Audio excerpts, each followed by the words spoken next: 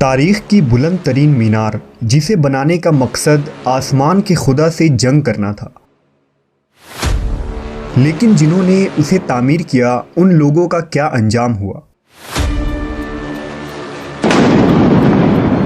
इस मीनार के अंदर ऐसी कौन सी पुरअसरारियत दफन थी जिसकी तलाश 19वीं सदी में खुफिया तंजीम फ्री मैसनरी कर रही थी।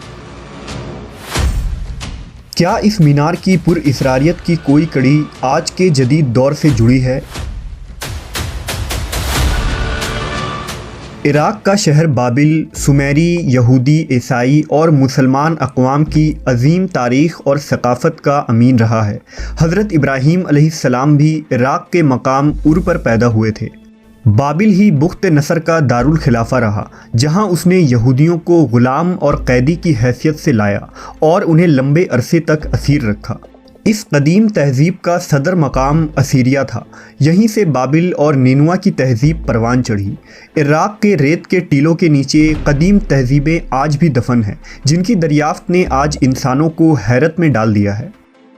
अब तक दरियाफ्त होने वाले आसार और खंडरात की वजह से सुमेरी तहज़ीब को माहिरीन ने इस दुनिया का सबसे कदीम तरीन तहज़ीब कहा है। शहर बाबिल के खंडरात, महल के नवादरात, ज़ेवरात, अशूरी बादशाहों के हनूत शुदा लाशें, उनके दफन किए गए जवाहिरात, बाबिल का कुआं और बाबिल का मशहूर ज़माना कबाला जादू ने इस तारीख़ी शहर को मज़ीद पुरअसरार और दिलचस्प बना दिया है। इन्हीं पुरअसरार और तारीख़ी तामीरात में बाबिल का मीनार सरे फहरिस्त है। बाबिल का बिरज या मीनार सुमेरी तहज़ीब की कदीम तरीन यादगारों में से सबसे ऊंची इमारत थी। इसे किस बादशाह ने तामीर किया और कौन से सन में तामीर किया गया, इस बारे में तारीख़ मुकम्मल तौर पर खामोश नज़र आती है, लेकिन दुनिया की मुख्तलिफ़ मजहबी किताबों में इस इमारत से मुताल्लिक बहुत से मालूमात मिलती हैं। ये तमाम किताबें बाबिल की इस मीनार को इंसान के गुरूर और उसके खुदाई के दावे की अलामत करार देती हैं। नमरूद वही बादशाह है जिसे हज़रत इब्राहीम अलैहिस्सलाम ने दावत दी थी और उसने गुरूर तकब्बुर में आकर हज़रत इब्राहीम अलैहिस्सलाम को आग में डाल देने की सज़ा दी थी। अहदनामा कदीम के बाब पैदाइश में मीनार बाबिल का जिक्र कुछ यूँ मिलता है कि तूफ़ान नूह के बाद हज़रत नूह अलैहिस्सलाम के बेटों से इंसानों की आबादी बढ़ी, उनके बच्चे हुए और उनके भी सैकड़ों औलादें हुईं। ज़मीन में बहुत से लोग हो गए और सब लोग एक ही ज़बान बोलते थे। हज़रत नूह के बेटे हाम के ख़ानदान में एक शख्स पैदा हुआ जिसका नाम नमरूद था। वो एक कवी हैकल जरी बहादुर शख्स था जो मुल्क सगार, बाबिल, उर्क और अक्काद के इलाकों का बादशाह बना। नमरूद एक जालिम व जाबिर बादशाह था और जानवरों का शिकार किया करता था। नमरूद वो पहला इंसान था जिसने खुद को रब कहलवाया था और खुदाई का झूठा दावा किया था। नमरूद लईन ने अपनी सगी बहन से ही शादी की थी जिसका नाम ईश्ता था। ये वही ईश्ता है जिसकी यौम पैदाइश पर आज भी ईसाई जहालत की बुनियाद पर ईस्टर का त्यौहार मनाते हैं।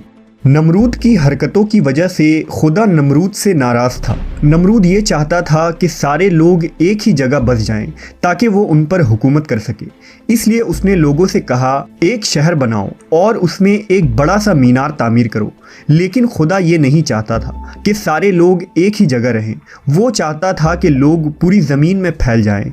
लेकिन लोगों ने खुदा की बात ना मानी। उन्होंने कहा, आओ हम अपने लिए एक शहर बनाएं और उसमें एक बुलंद मीनार बनाएं जिसकी चोटी आसमान जितनी ऊंची हो। नमरूद ये चाहता था कि इस मीनार को देखकर लोग उसकी तारीफ़ करें। वो ये नहीं चाहता था कि लोग खुदावंद की तारीफ़ करें। लिहाजा अल्लाह ने उन लोगों पर एक अजीब व गरीब अजाब भेजा जिसकी वजह से अचानक वो लोग अलग अलग ज़बानें बोलने लगे। जब वो बातें करना शुरू करते तो उनके मुंह से ना चाहते हुए भी अलग ज़बान निकलती। अब वो लोग एक दूसरे की बातें समझ नहीं पा रहे थे। लिहाजा शहर में गड़बड़ मच गई और शहर का सारा निज़ाम दरहम बरहम हो गया। इसलिए उनके शहर का नाम बाबिल रखा गया। लफ्ज़ बाबिल का मतलब है गड़बड़। अब मीनार का काम रोक दिया गया और बहुत से लोग ने बाबिल छोड़ दिया। वो दूसरी जगहों में जाकर रहने लगे। जो लोग एक जैसी ज़बान बोलते थे वो मिलकर एक जगह बस गए।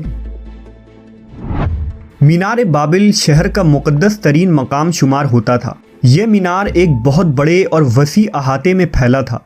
इसके आसपास छोटे छोटे माबद थे जिनमें बुत रखे होते थे। मीनार हर सिमत में 228 फीट ऊंचा था और इस मीनार की चोटी पर 48 फीट ऊंची एक इबादतगाह थी जिसमें मरदूक देवता का एक बुत और देगर हीरे जवाहरात से बने आराइशी सामान थे। इबादतगाह की दीवारों पर सोने की पत्रियां जड़ी थी जिसे नीले रंग के रोगनी ईंटों से मरस्सा किया गया था। जब मीनार की चोटी पर धूप पड़ती तो पूरा बाबिल शहर मुनक्कस होने वाली रोशनी से जगमगा उठता था।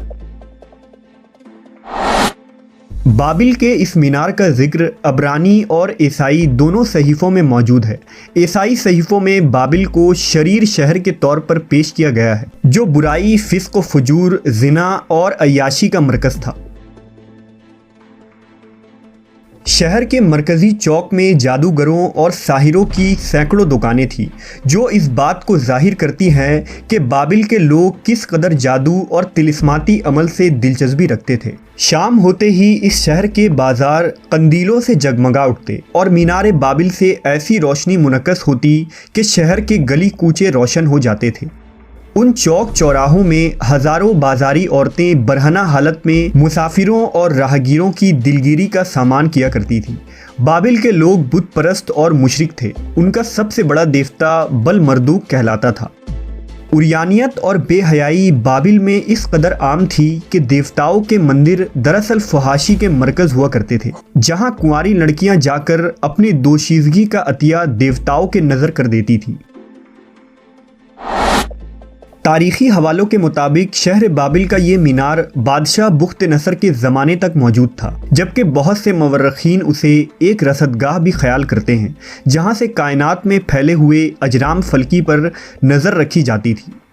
माहरीन आसार का मानना है कि बाबिल का मीनार इतना ऊंचा नहीं था कि उस पर चढ़कर आसमान तक जाया जा सकता और इतना ऊंचा मीनार बनाना भी नामुमकिन है।